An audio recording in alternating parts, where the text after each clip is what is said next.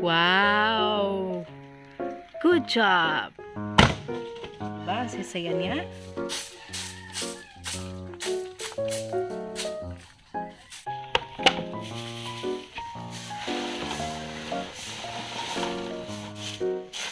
Po siyang mabait na bata. Baka naman Real Me Philippines.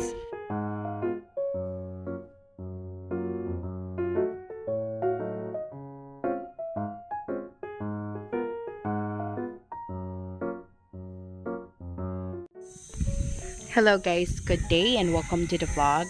So for today, as you can see, hindi pa ganun ka cloudy yung skies, pero hindi din po siya clear. Medyo gloomy na today and there is really an upcoming storm that will hit our province. So we are trying to clear up what needs to be cleaned up here. So, as much as possible, ayan, inalis niya muna yung mga anthuriums na nakalagay dito. And as you can see, merong stool dyan. He will try to climb up and see if he can para at least man lang maputol yung mga sanga na maaaring bumagsak dito. So, apart from, of course, preparing here in the garden, of course, I'm praying for everyone's safety and sana lahat tayo safe. Sana hindi grabe yung bagyo na darating dito. Oh my god. So they're already dead. How will you climb up? So guys, if you haven't subscribed, please do not forget to click subscribe and then tap nyo na din po yung notification bell para ma-notify kayo pag may bagong video. So today's video is merely about preparing for Bagyong Odette.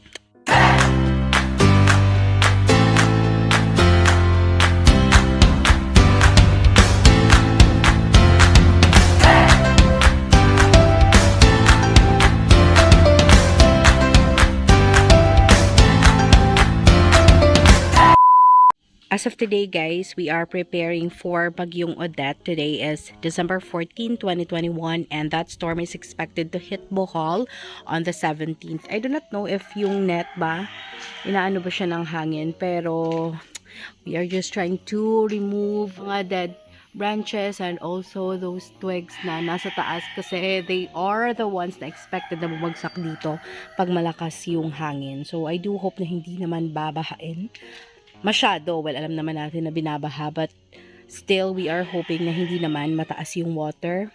This is more of like a passage ng tubig, ng baha all the way dun sa likod. Napapakita naman yan on a lot of our videos. Until now, a year ago, meron cover doon, guys. Sa daanan sana yon, pero nung nanakawan kami, we really covered it para hindi muna madaanan. Well, not really cover, pero naglalagay kami ng harang. But that, of course, won't block the water naman. Dumadaan pa din yung water dyan kasi dito talaga daanan ng baha. So, meron ng mga hangin-hangin guys. Kaya makikita nyo na meron ng, usually talaga winawalis naman yan, pero meron ng mga dahon na nagsilaglagan dito. So, it's expected to hit on December 17, 2 a.m. up to 2 p.m. If tama ako kasi there are a lot of people posting about the track of that said typhoon or the severe tropical storm. So, okay. So, we'll try to put this down. Okay, naghahagdan siya. Let's see if that will work. Hoy! Ayoko naman talaga na merong kahoy dito, pero I can't deny the fact that this is really a big help when it comes to the shade that it can provide to our plants. Kasi kung wala naman tong mangga dito, sobrang init and our plants are going to be really affected, guys. Currently kasi merong nilagay siya na, anong tawag na dyan? Yung Capa de Leon. So nakalagay siya dyan, mahihirapan siyang ilagay yung hagdanan, guys. Yun talaga yung iniisip niya kanina pa. So, ever since he woke up, he was really thinking about pruning. Pruning ba yung tawag doon? Ng mga sanga dito sa mangga, guys. Pero, naging busy kami ng konti kasi Philodendron shirts are already out and ready for distribution na for those who pre-ordered it. So, yung Philodendron Bohol shirts niyo po, guys, are already available. So, baka yung iba ma-deliver Syempre, yung mga malalapit lang dito. And let's find a way for those who are far from here kung paano nila kukunin. Most of those who pre-ordered are from Bohol lang naman. So, hello, go. Try to see. Hello, hirap naman. Ingat. Ang saon man mo? Wapa dyan kay gidang. Ayaw, lagi kay patay naman gud ng... Napa dyan wire aring kilid. Sa diyan, oy. Usaon man mo. Oh, sugakaka ni mo ng mangga. Which is really not uso. Diba? Bumaba siya kasi hindi pwede. So, he has to choose another way. Dito tayo sa kabilang gilid naman. Dito naman tayo. Sign of the cross. Hala kasi yung mga sanga-sanga, paano kakakapit dyan? Try to think of a way how you can hold. Uy, careful ba? Uy, ginuok ko. Saan man ninaho? Okay ra? Sure ka? Oh my God!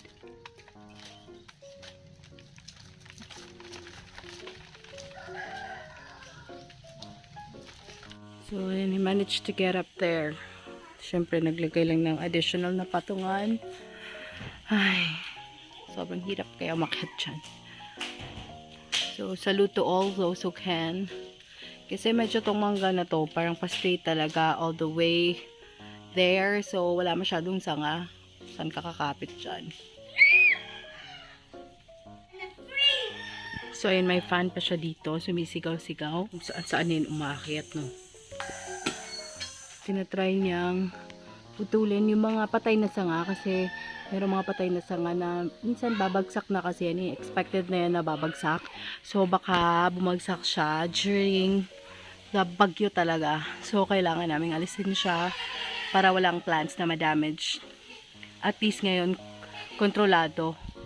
So, dito kitang-kita. Doon kasi nakakatakot, baka bagsakan tayo. Pero ganyan guys, example yan ng mga maaaring bumagsak. So, diba? Nakakatakot. Sa inyo, if you are within Bohol, or you also getting ready, share nyo naman po sa comment section how you are preparing for Bagyong Odette. Well, alam naman namin na sobrang liit lang nitong preparation na ginagawa namin. But at least, meron siyang maitutulong para ma-lessen yung damages niya sa plants namin. Siyempre kami din, we are also trying to prepare, siyempre yung food, charge ng phone, yung mga ganon. Yung usual talaga na preparations for typhoons, guys. Pero nakakakaba din kasi for plants, 'di ba? Siyempre if you are having a lot of plants, guys, siyempre hindi mo lang sarili and pamilya yung iniisip mo, pati na rin yung garden mo.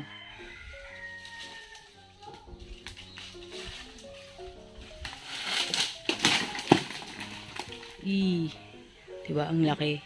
Ito mga ganito dati, yung nagsisilaglagan guys, every time na humahangin talaga. So, meron pa nga ganito kalaki, oh, na nalaglag. Siyempre, sino ba namang hindi matatakot yung plant mo yung tatamaan ng ganyan kalaki? Kaya naman, na-witness ko talaga in person, dun siya bumagsak dun sa Red Imperial na bagong dahon. Talagang, my God, na... So, etong mga ibang plants dito, lilipat na lang din namin. Ayun, oh, yung hangin talaga, oh. Yung mga ganito, nakakabali din po yan. So, let's try. Hagbong. O, diba? Sige, pangbagsak mo na lang yan. So, after that, guys, we are going to clean the mess that we have here, and then maglilipat na din kami ng plants. So, praying for the good amidst the typhoon that is about to come. Oh my God, stressful.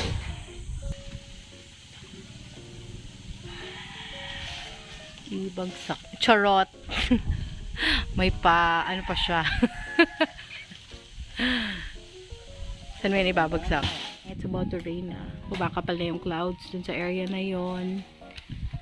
Medyo malakas daw yung Bagyong Odette. That's why we are trying our best here.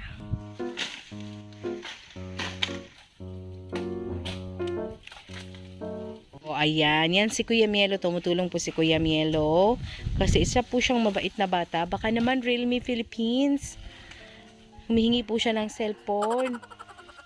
Masisira po yung cellphone daw niya.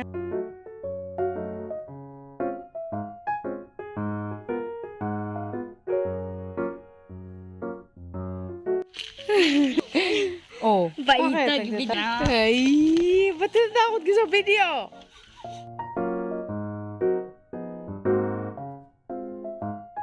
Yung bait-bait naman ng bait-bait naman bait-bait. May pa-style na si Pajuralt na pasikat-sikat. Careful lang. Kayo na ikuha na ba rin ubos antorium.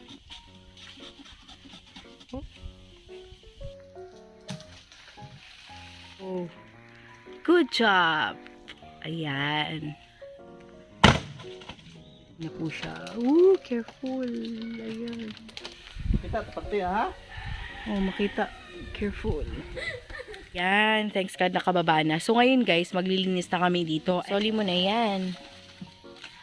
So, guys, at least meron na kaming mga nakuha.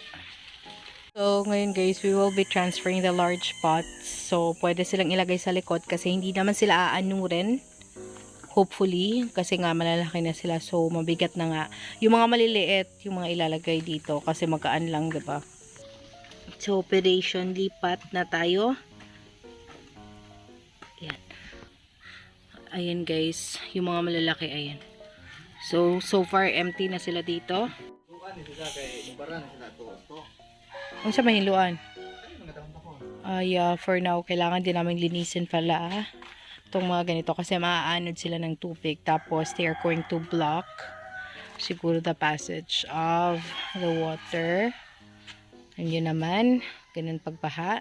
Importante yung hangin daw guys from there kasi doon nagsisimula yung track ng bagyo. Yan yun naman yung itsura ng paghangin, talagang from there talaga. Ano naman yung sample mo? Yung ano, yung mga kahoy. Ito mga aglonemas guys, since maliliit yung pots nila, we really need to look for a place kung saan talaga sila malalagay kasi, alam nyo na, daanan pa naman. Etong matatangkad na to, we can't let it stay here kasi nga kapag malakas yung hangin, baka mabali-bali ang mga yan, kawawa naman. O, diba? Kinakain na naman niya yung dahon, diba? Ang sasaya niya. O, diba? Ang saya-saya mo dyan.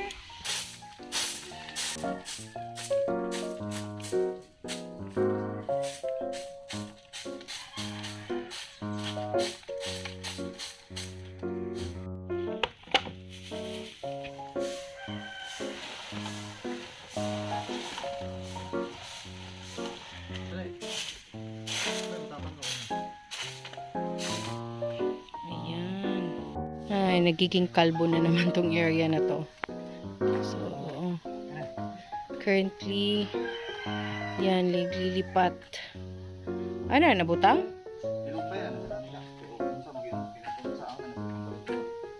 Para madali lang. So, hindi din naman namin ipapasok lahat. Ngayon, so, hanggang ganyan na lang muna siguro. Walang sawang ano na naman to, lipatan. Ay, di na naman matulog to. Oh, yung mukha ng busangot. Nandito sila ngayon. Ito yung mga malalaki, guys. Wow. Ayan. Ayan. Oh. Okay na yan dyan.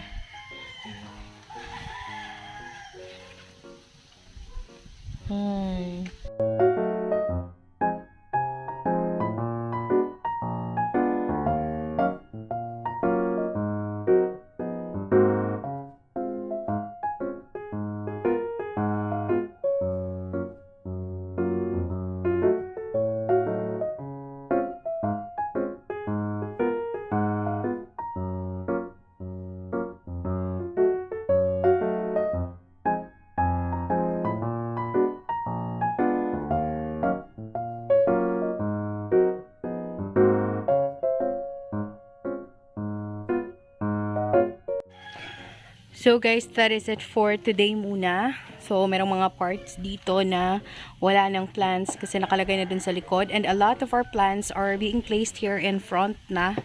So depende yan sa kung ano yung takbo ng hangin on the following days to come. Someone is coming home. So come here. Kiss ka kay mami. So ayun guys, ganyan yung itsura. Marami ng plants yung ano dito. Yung nalipat kaya ganyan halos empty na. Pero itong mga to at least naman nakalagay sila sa ibabaw.